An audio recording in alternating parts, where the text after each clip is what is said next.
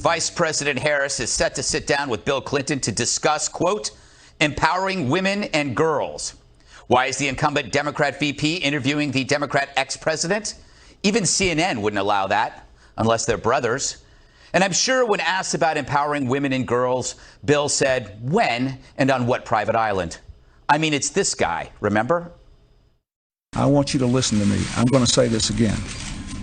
I did not have sexual relations with that woman, Miss Lewinsky.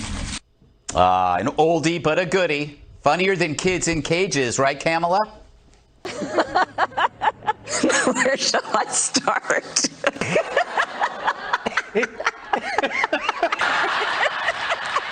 Oh, man. Diabolical laughter is the best medicine. The last time a VP laughed that hard, he was in an orange hunting vest telling his buddy to walk it off. But I get it. Harvey Weinstein is in jail, Epstein's dead, and Andy Cuomo is respecting social distancing rules, also known as a restraining order. And they turned down the Zoom call with Jeffrey Toobin. So instead, you got a one-on-one with Bill Clinton, although I'm not sure that means the same thing to him as it does to us.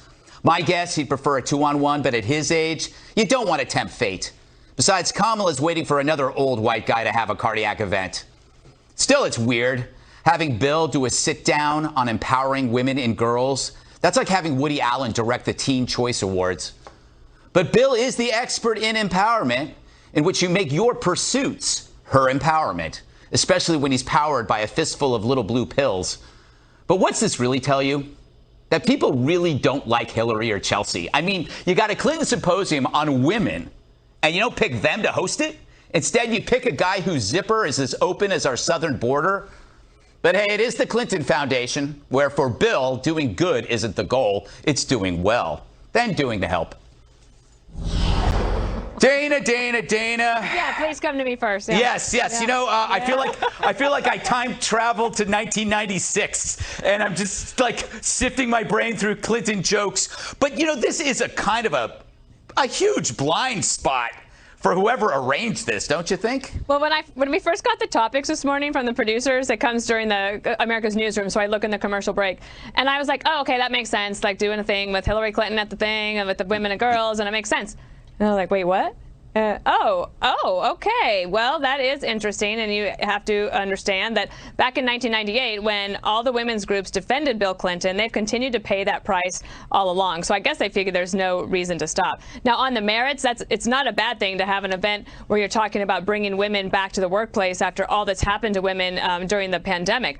Actually, everybody should be doing that, not a partisan thing. That's like a good event. But I could see why this would raise some eyebrows. But if you're one of those young women at the event, then you're probably pretty happy that at least somebody's paying attention to you. However, Greg, if people wanted to empower women and girls, all they have to do is buy Everything Will Be Okay. Oh, there you go. I mean, it's cheaper. Why didn't that work? That's true. It's like, and the thing is, it actually goes to a good cause, which is, you know, you and your, yeah.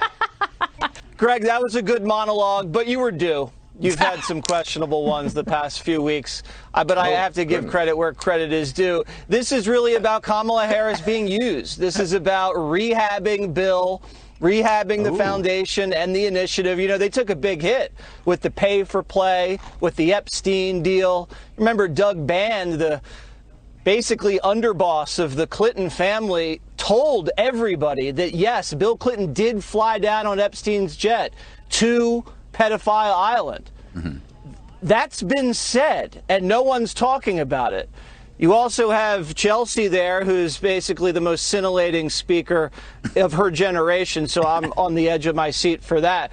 But Katie's right. It's not just a dalliance with an intern in the Oval. That 7 women have credibly accused Bill Clinton of groping, exposing, sexual assault, rape. This is serious stuff, and to Juan's point, they've done a lot of good things for women, but that doesn't absolve them of all the bad things they've done to women. That's what this is about, and it's not right. And as someone who cherishes women more than anybody, I'm on the side of women. Yes, you are. And I will fight for them. Thank you, Jesse. Women. More than anybody, Jesse. More than anybody. Hold your hand right about now. Yes. All right. Well, In the hand squeeze. That was a gratuitous segment just to make fun of Bill Clinton.